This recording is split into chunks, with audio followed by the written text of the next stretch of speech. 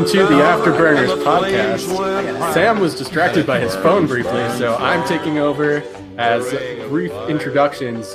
Today we're going to be talking about rookie quarterbacks. I'm joined as always by my wonderful co-host Sam, who was distracted for a second. It's okay. Let me take over. Let me take over these duties. All right. Welcome back, everyone, to another episode of the Afterburners podcast. I am your host, Sam Niedermeyer, my co-host and my brother from another mother, Mr. Bobby Koch, and all the way from Canada, Mr. Mike Jarvis. Mike, I understand you're reeling off of a tough and brutal futsal game from last night. Are you all right?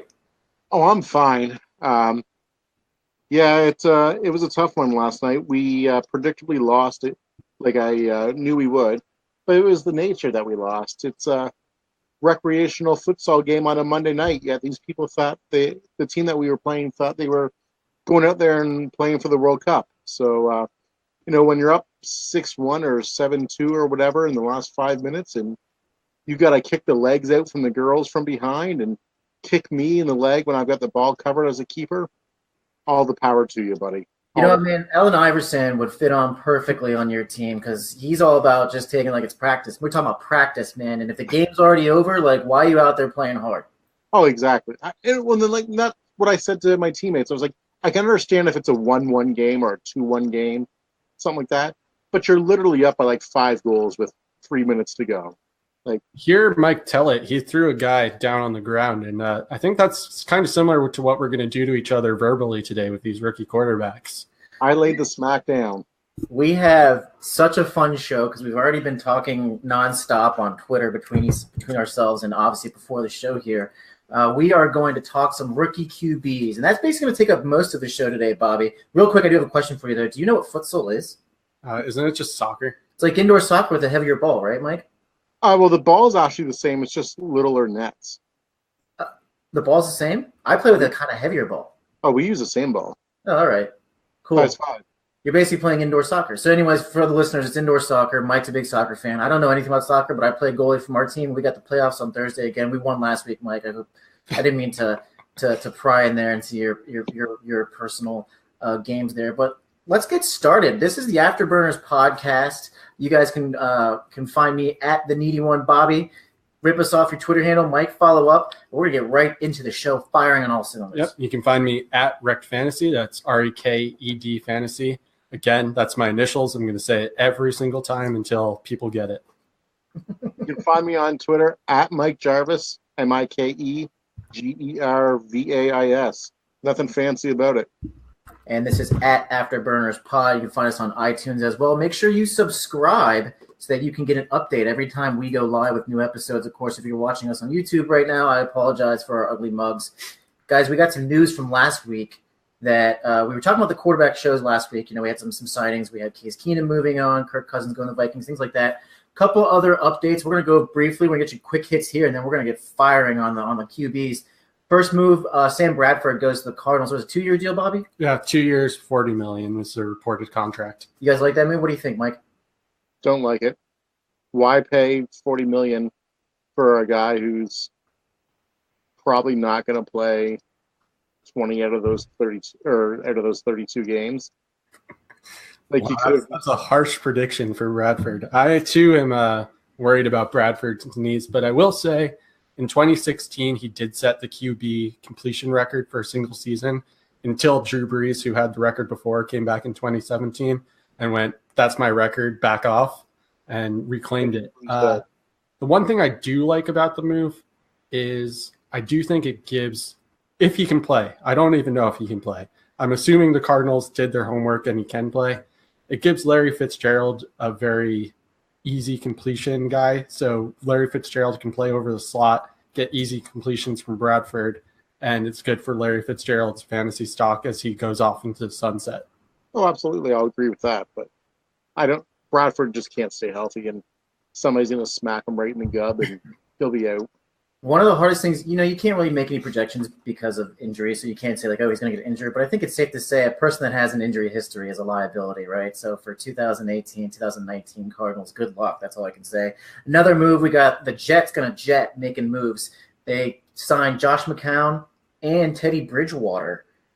Bobby, They also moved up, didn't they, to get to the third pick? So that's kind of relevant too, because everyone thinks they're going to take a quarterback. Make some sense out of this, Bobby. Yeah, Teddy Bridgewater's deal it looked better than it actually is. It was $15 million, but only $500,000 of it is actually guaranteed. Yeah.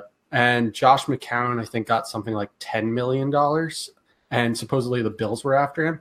I actually think Josh McCown did a very serviceable job, and he'll probably start while they develop a rookie quarterback unless they decide the rookie's ready to go right away. Teddy is looking like a cut candidate, which makes me sad because anytime someone suffers a devastating injury and manages to work their way back to the field or deals with a bunch of off-field issues and manages to work through it like Josh Gordon, I'll root for them to have success just because I know how tough that is. But I don't know where Teddy goes from there. What about you, Mike? What do you think?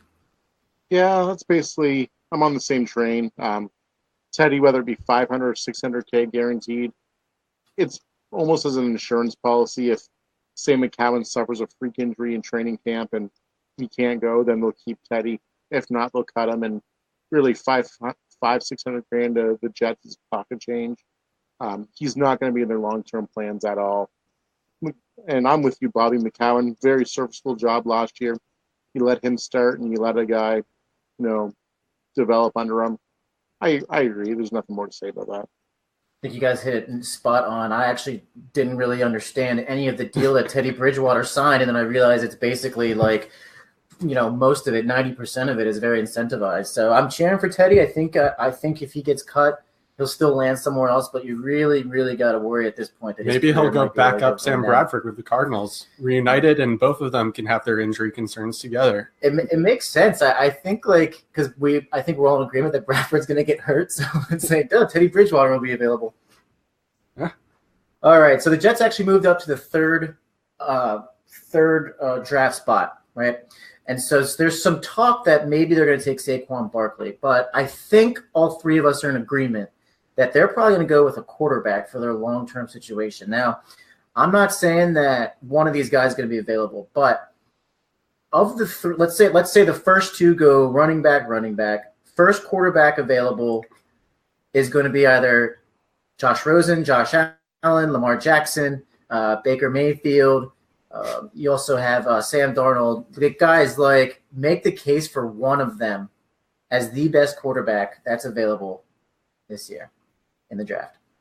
Mike, why don't you get started? This is gonna be very intense. Why don't you get started, Mike?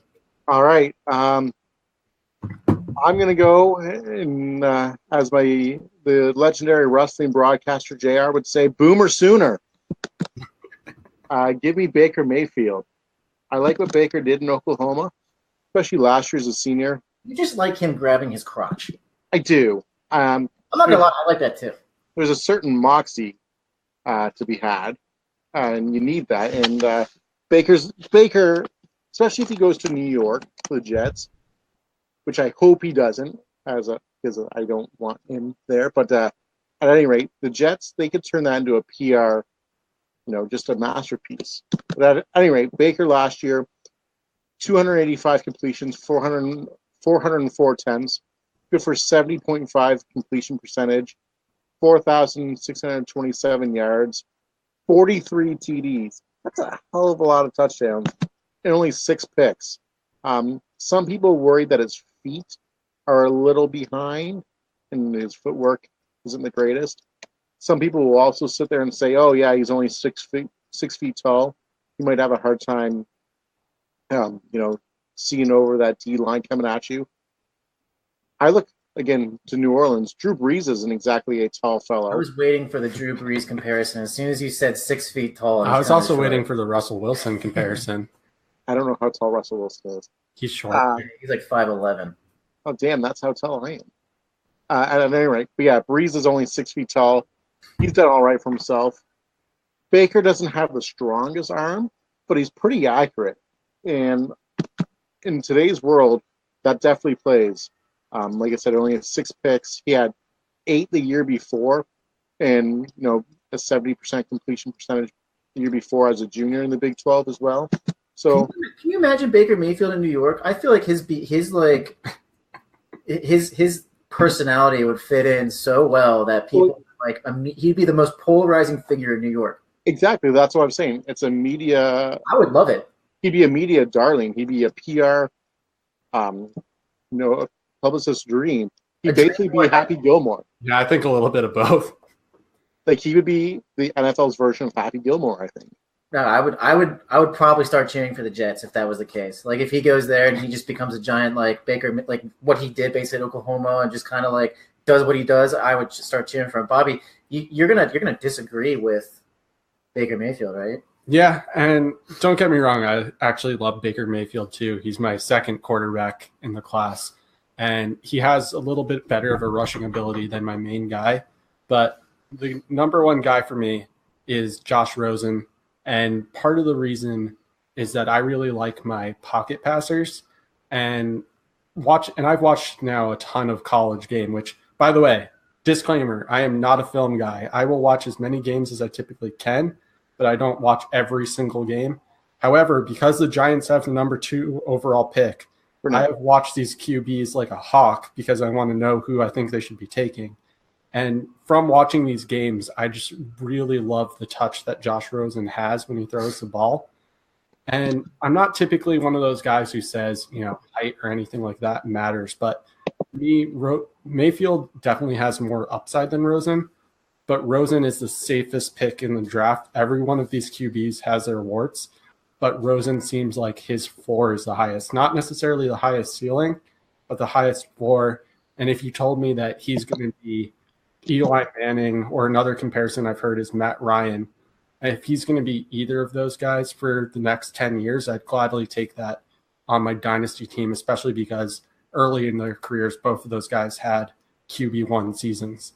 Rosen does. There's something to be said about that. I actually agree with you, Bobby, in that I think Rosen is the safest pick. I think out of the top 5 we just mentioned, there's 4 or 5 other guys. Like there's 10 or 11 that are coming out this year that you could theoretically see as a starter. But of the top 5, I think actually of the entire draft, Rosen's definitely the safest. Like he's probably going to have most likely the longest career. I don't know if he's going to be have that 4,500, 40 touchdown season, but he could have, 4,000, 25, 3,800, 25, 26. He could do that. Baker Mayfield, for that reason, I think Josh Rosen makes the most sense. But also Rosen, I have him as my number 3 because I like Baker Mayfield a lot. I don't care what anyone says about attitudes or whatever. I don't care. I actually love athletes that go out of their way to not follow the norm and be kind of dicks. And when he has that bravado, especially against Kansas, where he's clutching his crotch and he's going like this, people forget that Kansas didn't shake his hand before. Right. And it's fucking Kansas. What are you doing? Of course you're going to get pwned. You like Rosen number 2, Mike? Is that right? No, I don't. So you got Baker Mayfield. Who's your number 2? Lamar Jackson.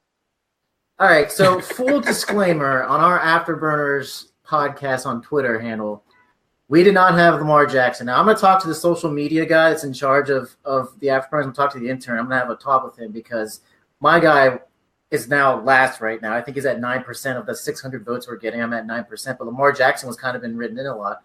I don't know. I can't really see the Lamar Jackson love in a dynasty. I just think he reminds me of somebody that's just going to be a one and done. Make the case for Lamar. Yeah, I definitely have. That thought has crossed my mind. I think Lamar Jackson's the most athletic quarterback. Oh no, that's 100% right. And if the things fall into pieces correctly, you combine that athleticism, he could be a hell of a running, throwing quarterback. He could be what everybody wanted RG3 to be. If things don't work out, he could, I don't want to say transition to wide receiver because I think that'd be cause a huge storm to come to the podcast. I'm not saying that, but it's an option. But I like the way that Jackson plays. Admittedly, I don't watch a lot of college football games. Louisville had an all right year. He dominated to be fair, he dominated last year too. It wasn't just 2017, it was 2016 too. Right. He's been very good in college. The thing with Lamar is, he could be elite with his arms or his legs. You look at what Russell Wilson does in Seattle. a lot of Russell Wilson's fantasy value anyway comes from his legs. Because Russell Wilson to me is probably a top 2 or 3 at scrambling in the NFL. Yeah, I was going to say you could even argue his passing value comes from being able to scramble and make throws on the run. Exactly, and I see a lot of that from the film that I have seen in Lamar Jackson. And even if he's Russell Wilson light, that's still a hell of a fantasy grab, especially in a dynasty league. Who would you compare Baker Mayfield to right now in the NFL? Maybe a little bit of Matty Stafford. That's interesting. I was actually going to say Josh Allen reminds me of Matt Stafford. Of course, I wasn't going to say Ben Roethlisberger, but Bobby, Josh Rosen is your number 1. Who's your number 2? Number 2 is Baker Mayfield. Number 3 is Lamar Jackson. Lamar Jackson, so just to kind of piggyback off what Mike was saying, he could easily be my number 1 if he landed somewhere where I thought that coach is very creative with their offensive scheme. So let's say, for example, San Francisco didn't have Jimmy Garoppolo and somehow Kyle Shanahan got his hands on Lamar Jackson. That would be electric. I would be all over that for dynasty purposes. But they have Jimmy Garoppolo, so right. But I'm just giving that as an example because I can't really think of a creative coach off the top of my head. But that's because they don't exist in the NFL. Yeah, there's not too many Kyle Shanahans out there. But so number 2 is Baker Mayfield.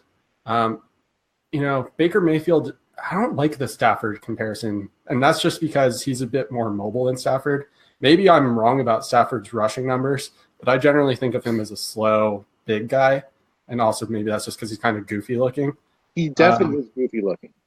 Baker has a bit more rushing ability than that, and he has a bit more rushing ability than Rosen. Rosen's definitely going to be a stand in the pocket kind of guy, whereas I definitely think the footwork for scrambling, like Mike was just talking about, is actually going to be a positive for Baker Mayfield too, not just Lamar Jackson.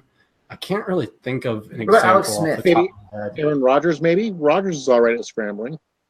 Yeah, that seems like maybe like a cross between like Smith and Rodgers. That sound like when you guys said that, I was like, yeah, that sounds right. Like if Smith and Rodgers had a baby, that baby would be Baker Mayfield.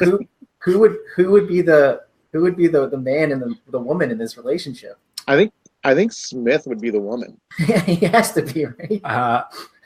Being a writer for 2 quarterbacks, I can't disparage Alex Smith because Sal is a big Alex Smith fan and loves Alex Smith. So if I want to continue to have a job, I'm just going to say I plead the 5th. So here is my defense of Josh Allen. Now, people have been very aggressive on me saying that I'm just missing Lamar Jackson. And fair, because if you look at it, like you guys said, Lamar Jackson is completely – it's not even close. He's the most athletic at the position. He was phenomenal at Louisville. It's just they've had the greatest 2-year of offensive run in Louisville history, I believe. I could be wrong about that, but I think I read that somewhere. Of course, I'm just making stuff up, right? But the thing that scares me the most is that, like, NFL – like Lamar Jackson did that at Louisville, and the running option was a big part of their game. The NFL defense has figured that shit out like within a year. So I could see Lamar Jackson like having a very, very good year his first year under center. Like his first year as a starter, wherever that might be, I could see him just blowing up and doing great. But then I don't see it long term just for the simple fact that NFL defenses get smart. NFL defenses have a harder time figuring out, throwing between throwing like Josh Rosen, like throwing darts on windows, through windows and small windows, and throwing great passes, and receivers are making good catches. The reason I like Josh Allen is, one, he's got a huge arm. Now, granted, it's not like the same NFL, but still, there's something to be said about like a 50-yard bomb that like defenses probably can't pitch up to. And two, he apparently interviewed very well, my sources, which is like Adam Schefter and like anybody else that can read Twitter. So he tells me he's smart. He improved his accuracy in the Senior Bowl, and granted, it's a Senior Bowl, but he also had terrible wide receivers at Wyoming. I think he only had one wide receiver that had over 30 catches. Now, you could argue that could be the culmination of Josh Allen having a less than 60% completion percentage, so they didn't get a lot of catches. But I think it's probably because of the fact that Wyoming isn't a powerhouse. They don't get good wide receivers. You go into the NFL, all of a sudden you get a bunch of wide receivers that were drafted or signed as unrestricted free agents. That can really improve your completion percentage overnight. I like Josh Allen as my number one. Lamar Jackson's actually going to drop to my number 4. I don't know why I put Sam Darnold in that poll. I was just like, whatever. But I feel like I'm ranting on and on. Guys, like, prove me I'm wrong. Like, you tell me I'm wrong about Josh Allen here. So I guess I'll use the comparison that I've used for Josh Allen. I'm interested to see how you will respond to this. The number one comparison in my head for Josh Allen that I can think of, big arm talent. Everyone's raving about the arm talent. He's going to be a project he's going to develop. Paxton Lynch. What do you think about that? What do you think about comparing Josh Allen to Paxton Lynch? I was actually going to go more along the lines of, like, I mean, the obvious comparison is Ben Roethlisberger, right? Like, Yeah. Says that. I've never really heard Paxton Lynch being compared. Well, that's my own. Paxton Lynch had a huge arm. Everyone said he was a project. But they never invested time in him to be a project. Like, he was basically he was almost thrown in the first year he was drafted, right? Like, within 4 or 5 games. Josh Allen, if granted, a lot of the conversation that we're having about these guys, it does depend where you land. Like, absolutely. If you land like if you land under like Jeff Fisher, who's not a coach anymore, of course they're going to be terrible. But it also, like you said, Bobby, it depends. They just didn't they didn't invest the time in Paxton Lynch. They threw him out there and they said, "Oh, he's not good." Like, sometimes you gotta wait on these guys. And everyone agrees Allen's probably going to take a year to get ready and polished. Yeah, they definitely have to marinate for a bit. And the only thing I'll say about Josh Allen is, Wyoming didn't have the greatest of wide receiver corps, but I mean, the guy only nailed 56% of his passes. Yeah, it was like 56 or 50. Yeah, and threw for 1,850 yards. Yeah, it's a little shy of 1,900. It's also important to note that he was hurt. I think he missed last 2 games, I believe. Yeah, it was on a 2. It might have been 3. Okay, so even if you figure he throws for 300 yards in those games, that still puts him up to only 2,400 yards on the year. So. Louisville was lacking, but Josh Allen to me. Wyoming, Mike? What's that? You mean Wyoming? You said Louisville was. Oh yeah, sorry, Wyoming. Yeah, I know you love Lamar Jackson, but we're talking about Josh Allen now. Yeah, Wyoming was lacking a bit, but I would kind of almost compare him to Derek Carr a little bit.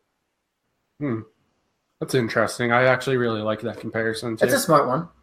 Yeah. So I mean, I think very inconsistent. That's what you're going for, right? Yeah, and I think more hype than substance for the Allen anyway. Sam, how are you going to respond to that? I like Derek Carr. I realized he didn't really have a good year this year. He was dealing with a hurt offensive line, and I think didn't a couple other guys get hurt at guard and tackle? Offensive line's good, don't get me wrong, but some starters were out. But Derek Carr also had a back injury. Yeah, I was about to say he had a back injury, which really. I get it. Like, he's looked kind of bad at times, but at the same time, if you have a back injury and you're throwing the ball, right. But it's just I watched a couple Raiders games this year, and even the ones that I watched that he appeared, healthy in, his decision making just looked bad. Derek Carr is, if you were okay, how do I phrase this? Derek Carr is kind of a vanilla pick. I see that as Josh Allen as well. It's not going to go, holy shit, that's an awesome pick. But it's not going to go, oh, man, you fucked up. It's a safe pick. Yeah, sure. It's a safe pick. And if you want to be safe and, finish 6th in your league, take Derek Carr. Take Josh Allen. So let me get your top 5. Rank the top 5 quarterbacks coming out of this year's draft class. Bobby, okay. Sure. So number 1, Josh Rosen. Number 2, Baker Mayfield. Number 3, Lamar Jackson. Number 4, Sam Darnold. Number 5, Josh Allen. Mike?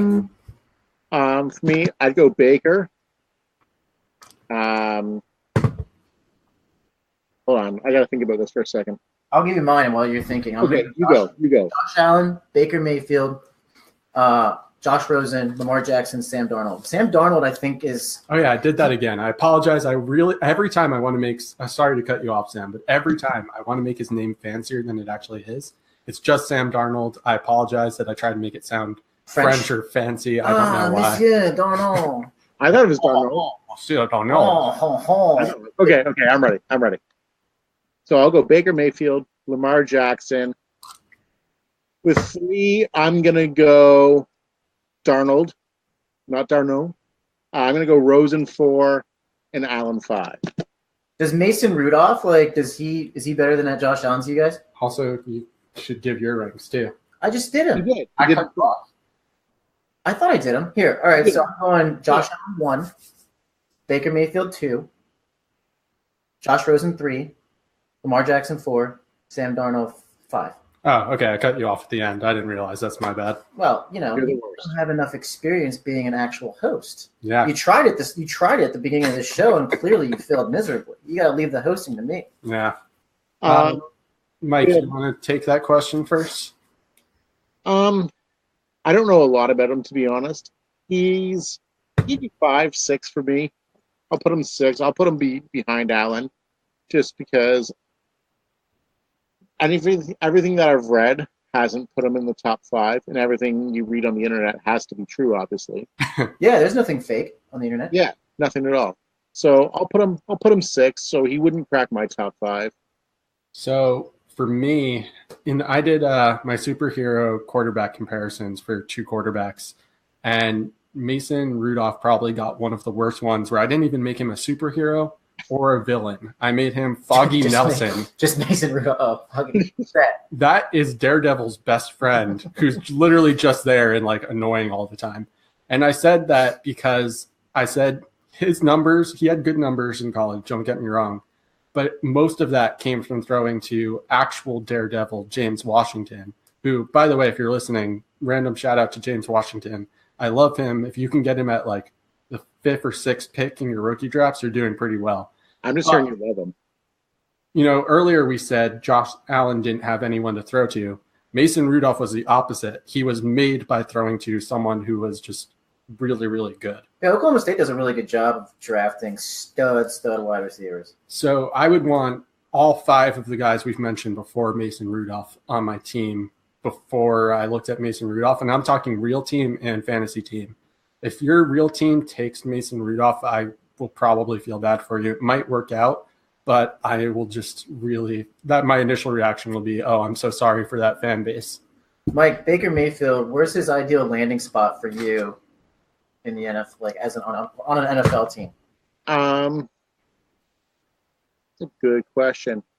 It would suck for his first year or 2 value, but I would love to see what Baker Mayfield could do with your boys in Pittsburgh. I mean, he would definitely probably sit for 1-2 years. I think that's probably the end for Ben Roethlisberger. So, Yeah. I would be okay with that too. Have him throwing bombs to AB and Juju. That'd be fun. So he and Juju can develop together. I was about to, could you imagine the swag on that team with Juju? So much swag. Mayfield, dude. There would be a lot of swag there. Obviously, I would love for him to come to New Orleans. Again, he'd have to marinate for at least 2 years. I think Sean Payton would be able to do a pretty good job with him there. There'd be a lot of swag with Kamara, Mayfield, and that defense that the Saints are building as well. If I'm looking for an immediate fantasy impact for Baker Mayfield, probably the Jets. Baker Mayfield throwing bombs to Robbie Anderson if he gets his shit figured out would be all right. Quincy Enunwa will be back too. Yeah, exactly. The Jets are not as bad as people think they are. They're really not. They're not.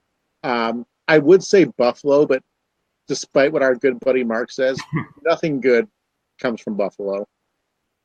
That's fair. Bobby, Josh Rosen, I think we know the answer. Yes. Josh Rosen, if I have my way, and it's looking like it might be the case, will be a New York Giant. I will immediately order a jersey. I will dance in the streets.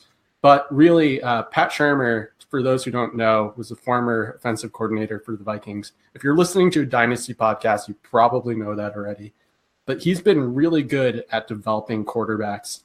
I mean, all you need to do to see that is that Case Keenum came in as a fill-in for an injured starter and just did really well, and that could be part of the system. But that suggests to me that Shurmur's good at developing his QB. So I would love that landing spot. Not only would he have Pat Shurmur to work with, he'd have Odell Beckham, Sterling Shepard, Evan Ingram, whoever they can get at running back. It would be Jonathan Stewart. No, shut up. We don't talk about that. But no, really, at minimum, if he's able to develop in that system, I think he'd be a low-end QB1, and I'd be very excited for his future, both for my real team and my fantasy teams. Low-end QB1, that's not like right off the bat, right? That's like no, he, based on everything they're saying, I imagine he would sit for potentially a year behind Eli. I mean, it depends what happens in training camp, but it is possible that he would sit. It's also possible the Giants will do something dumb like take Barkley at 2, even though they should trade the pick for a haul or take a quarterback. That might be my afterburn. I will continue to burn them until I know for sure what they're doing in the draft. But yeah, that's where I would love to see him go, and I make no secret of it. For Josh Allen, I'm gonna go. I would love to see him. I think ideal for him would be New Orleans. Sorry, Mike. I think that would be great for him because then he can learn under Sean Payton. I think, get a year or two under Drew Brees before he retires. But I honestly think that he's going to be taken by the Arizona Cardinals, and I see him probably fitting in as soon as Sam Bradford's done. Yeah, I see Allen going to Arizona. When I was looking at it earlier today, last night, that was a pretty logical fit I had in my mind. And he'll probably be available there. I think a couple other quarterbacks will go above him. So in terms of draft, like 2 quarterback dynasty league, right? Any of these got like, we'll go with whoever you chose as your number 1. Where are you going to draft them in this year's draft? So where do you draft Baker Mayfield? I'm drafting Baker Mayfield very high. I'm in a super flex league, and I have 5 first-round picks. You can bet your bottom dollar that Baker Mayfield is going to be on my team. I have the 3rd and 4th pick. So unless he goes top 2. Oh, I was just going to say, unless he goes 1 or 2, Baker Mayfield's going to be on my team with 3 or 4. That's pretty much the same answer for me. So in terms of how I rank them, and it might change if it was a straight-up 2 QB league, but in Superflex, I go Barkley, Geis, Josh Rosen, and then some other stuff. But I would take him with the number 3 pick if I had it. Yeah, I'm taking Josh Allen 3. And if I were in your situation, like the 3-4, I think it just makes sense to take your top QB, especially if it's in a 2 QB league. So I think we're all in agreement. Whoever your top 5, whoever your quarterback is at top 5, you take the one you have ranked 1. Take him with your first, like with your 3rd pick if you got the 3rd Absolutely pick higher. Yep. Well, not or higher. 3rd pick to 4th pick, because or higher, I'd say take one of the running backs. Yeah, same. 1-1, you have to take Barkley. Who was your second? Who was your number 2? Geis. I could make an argument that you could take the quarterback over Geis. That I could see. Yeah. Geis. Like I assume that in the league that I was talking about, that Barkley's going 1. If he doesn't, and he falls, like if 1 and 2 both take quarterbacks, which I don't think they will. That'd be the most insane thing to ever happen. Yeah. Well, I mean, I have 3 and 4, so I would get. Yeah, that'd be ridiculous. It also depends on the makeup of your team, right? Like, for sure. If you're stacked at running back, but you need quarterback help, then trade out of that pick and let somebody else take Barkley. Actually, I like that. Yeah. Right. So I know we're a quarterback podcast, but just really quick, the value for 1-1 is ridiculous. I've seen actual trades. What was that offered. Tweet you sent? It was something ridiculous. It was the 2018 102, like 15 picks. 2019 like second, or no, 2018 second, 2019 first. I think another 2019 first, a 2020 first, a 2020 second, and so basically you're moving down 1 spot and you're going from Barkley to Geis for like 4+ firsts, and this guy said no. Yeah, I would take that in a minute. I would not be able to hit the accept button fast enough. Yeah, I agree. I mean, there's certain situations, and I've had conversations about, getting quote unquote proven talent versus future picks, and then people saying you could always trade the picks. It's basically, if you want to see some really cool conversations about Saquon Barkley, I will retweet that tweet after we release the podcast so you can see the different threads that popped up about it, because there were some really smart people and some less smart people like myself who took part in the conversations.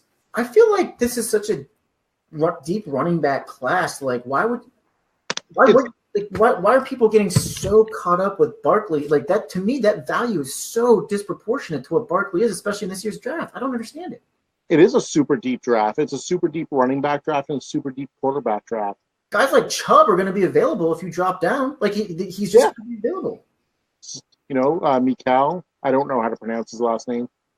It's just because, and I know Well, we that's say good this because every none of us know how year, to pronounce anybody's last name but on this podcast. Yeah. Barkley is considered a quote-unquote generational talent, and I've kind of seen it. Although we say that every year, Yeah. Last year was 4. I left last year. it's a little bit different. I will say I am a Barkley believer, and I think if you don't take him at the 1-1 or trade him at 1-1 for Hall, you've done it wrong, basically. Right, and I agree. All right. Well, I have my reservations about Barkley, but he's definitely going to be like an immediate help wherever he goes to. Right. If you're looking to construct a team, I don't think like wasting all of those picks for one guy makes sense, especially in the draft. Yeah, makes sense. We're gonna play a quick game here. We're running out of time, so we're gonna play a quick game, and it's going to combine my love of dating apps with our love for quarterbacks. So this is how it's gonna work, guys. I'm gonna rattle off, let's say, the top 10 names for quarterbacks in this year's draft class, the 2018 draft class. I'll name the top 10, and you tell me whether you're swiping right, like it's just like it's Tinder. Now, granted, you guys are in long-term relationships, so maybe I need to explain how Tinder or Bumble works. But the idea is that when you see somebody that you could, you're like, hey, this person could be a good partner, you swipe right. Or if you don't, you say, I never want to see this ugly person ever again in my life. And that was very brutal. I'm sorry, but that's just the way it is. Then you swipe left. Now, there's a third option. It's called the super like. And what you do is you swipe up. Now, you only get one of those a day. So if you guys are going to use a super like, and you don't have to, but if you're going to use a super like on one of these 10 guys, you can only use it once. Any questions? If I save my super like, do I get 2 super likes tomorrow? No. If I might as well use super it. like, is there any penalty in the game, or is it just us putting our flag on that player? Like, do we not get to like someone else because we use a super like? Man, you just if you just swipe right, Just swipe right on everyone. everyone. Yeah, All you right. just swipe right, swipe left. It doesn't matter. Now I'm gonna get some stipulations. This is obviously for 2QB dynasty, and that's it. Like, so if you think that this person's gonna be worth it and is gonna be good, I'm also gonna give like a draft. I'm gonna give like a draft value too, so that you can say, okay, swipe right, swipe left. Does that make sense? Yeah, that makes sense, because otherwise I would have just swiped right on everyone, since it could be potentially starters. Man, Bobby, a lot of banging for you, huh? Yeah, that's it. I'm all about those quarterbacks. Mike, you good? I'm good. All right. Here's the first name. Ready? Yep. Lamar Jackson, pick 4. 1.04. Swipe right. Swipe left. I'm swiping left too. Baker Mayfield, 1.04. Right. Right. Yeah, I'm going to go right too. Josh Rosen, 1.04. Left. Super like. Shit, I should have used my super like on Baker. I'm going to swipe left. All right, so we have. What did you swipe right on Jackson, Mike? I did, yes. All right. So you swiped right on 2 out of 3. I swiped left on 2 out of 3. I'd like to use my super like on Baker at 1.04. You can go back and use super like. Okay, I'll allow it. Super like. Here's the next one. Sam Darnold, 1.10. Ooh. Right. I'm gonna go. I'll go right. I think I gave a poor value. 1.10. Let's go 1.08. Because I was gonna, as soon as I said that, I was like, oh, that's an easy right. I'm gonna go left at 1.08. 1.08. Are you going right or left? Left. Right. I think I'm gonna go left. Josh Allen, 1.08. Left. Sorry. 1.10. Left. Is that the super dislike? That's the super dislike. Fuck you guys. All right, I'm gonna swipe right. Now here we go. Here should be some more fun ones. And granted, we don't know where these players are, so if this is like their ideal situation they land into, or I don't know. Like this, it's tough when you don't see that Josh Allen's on this team or that under that coach. So I think we're on the right track though. Mason Rudolph, 2.4. I think Left. another super dislike. Left. Okay, I'm gonna go left too. Riley Ferguson from Memphis, 2.06. I think we need to go a little lower on the values for these guys. All right. Where would you put him? What's like a fair value? Like 210? Yeah, I was going to say 210. That's like way too high. Like, for example, in my Superflex rankings, I didn't even have For a Mason. two-quarterback league? I didn't even have Mason Rudolph until the third round. Okay, all right. So this is a pretty deep running back class, as you said. That's true. A lot of them will go second round. All right, so let's go back. Let's go back. Mason Rudolph, 3.04. I'd swipe right. Yeah, I'd go right at 3.4. All right, I'm going to go right. Riley Ferguson, 3.10 from Memphis. Left. I'm going left. Luke Falk from Washington State. We'll go 3.10 as well. Still left. Still right. I actually want to go right on Luke Falk. I like him a little bit more than Riley Ferguson for whatever reason. Granted, If I get a potential quarterback starter anytime after mid-3, I'm going right. That's fair. Two more we got here. Ryan Finley, NC State. We'll go 3.12. Right. Left. Yeah, I don't like a lot of his numbers this year. I'm gonna go left. And finally, and I'm just using this I'm using some rankings off of different websites, but I'm mainly using a USA Today which is not good at all. You should never use USA Today. Just to read this off. But Clayton Thorson from Northwestern, we're gonna say mid-fourth. Swipe right or swipe left? Probably left, actually, on him. Still left, yeah. Yeah, I think that's a left too. It hits a certain point where I'd much rather take a flyer on a wide receiver or running back than a quarterback, even in leagues where quarterbacks matter.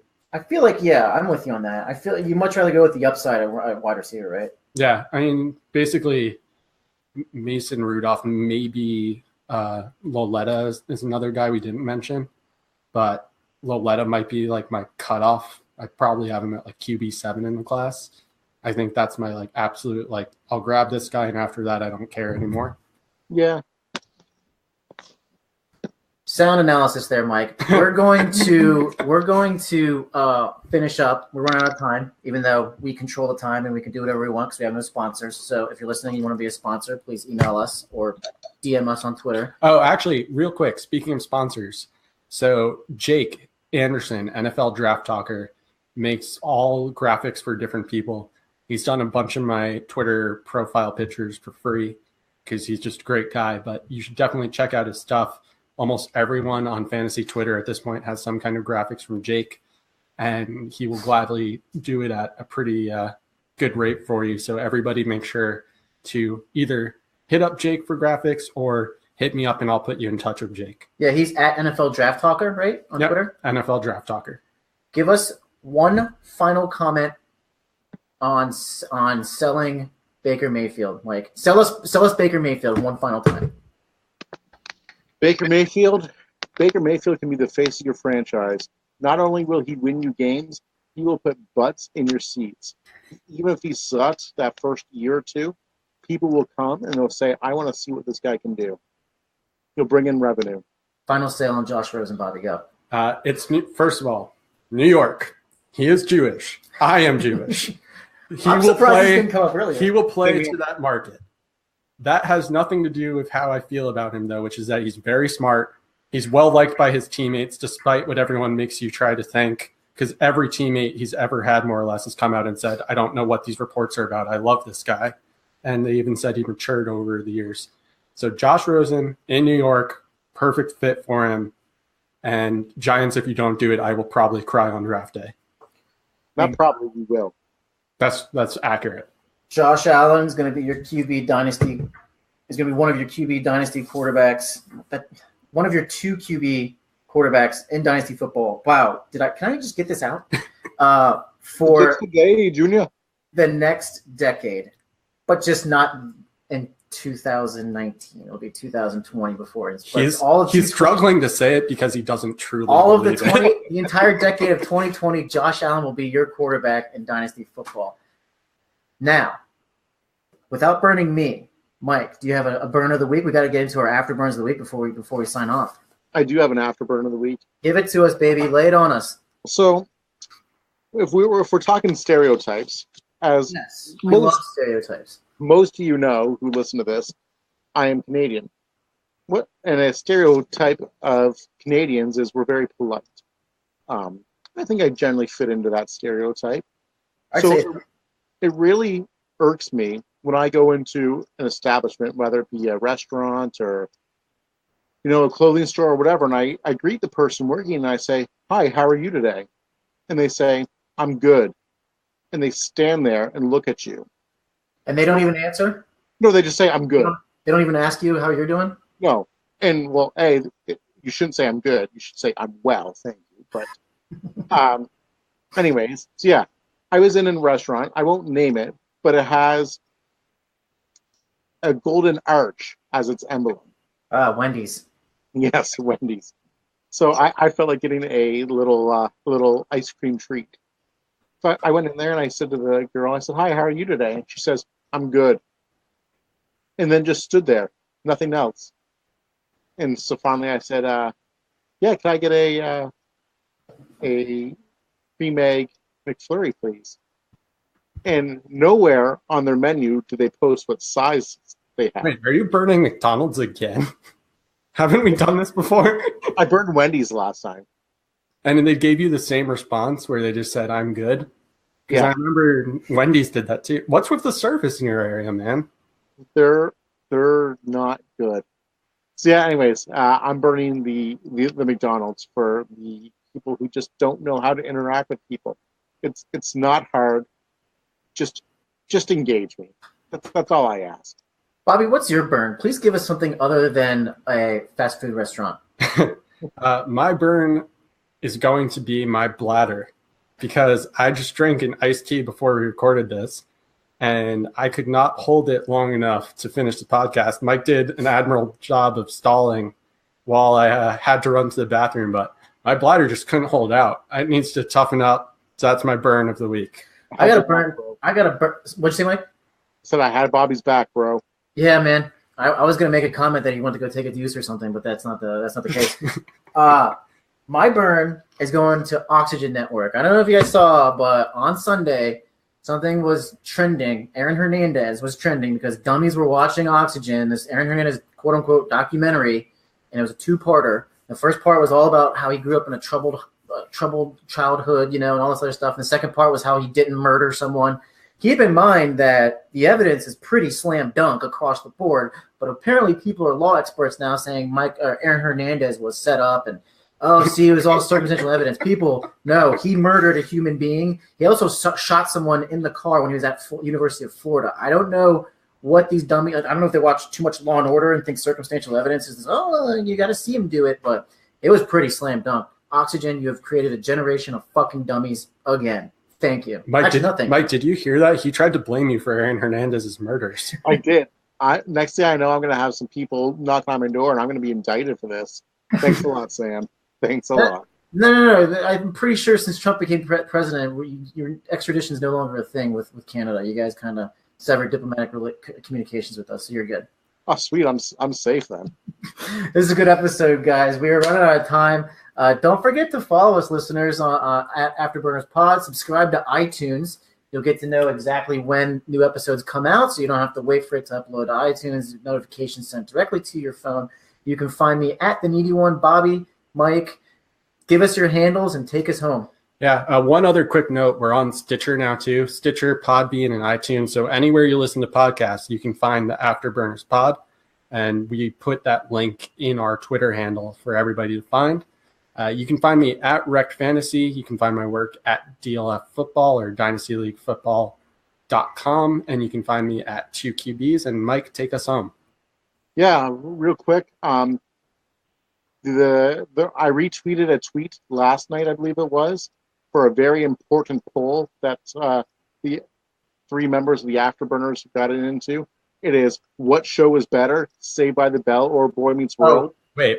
That was great. Getting into this, I need to do an extra afterburn of the week because that just reminded me. So there are some jabronis in our baseball chat that think that Saved by the Bell is better than Boy Meets World. And this poll currently is proving them right, which is just wrong because 57% of the people, bro. the entire ensemble cast of Boy Meets World is Saved by the Bell. And I know we got the number one thing that it's now boiled down to for me that I just cannot accept is that Sam here has said that Mr. Belding is better than Mr. Feeney. It's not even close. That is unacceptable. If you have thoughts on which show is better, please tweet at the Afterburners podcast. Let us know, because this is a very heated debate, even more heated than our rookie quarterback. Yep, there's about a day left to vote in that poll. Vote often, retweet that. Boy Meets World is better than Saved by the Bell, top to bottom. I know the debate was people over 30 think Saved by the Bell is better. I'm over 30. Boy Meets World, top to bottom, is better. But Sam's using the poll to defend himself. I'd just like to say Twitter is full of trolls and fat fingers. But Kelly Kapowski is better than Topanga Lawrence. You can find me at Mike Jarvis. Yeah. And until next time, this has been the Afterburners podcast. Keep it classy, Fantasy Twitter. I fell into a burning ring of fire. I went down, down, down, and the flames went higher. And it burns, burns, burns.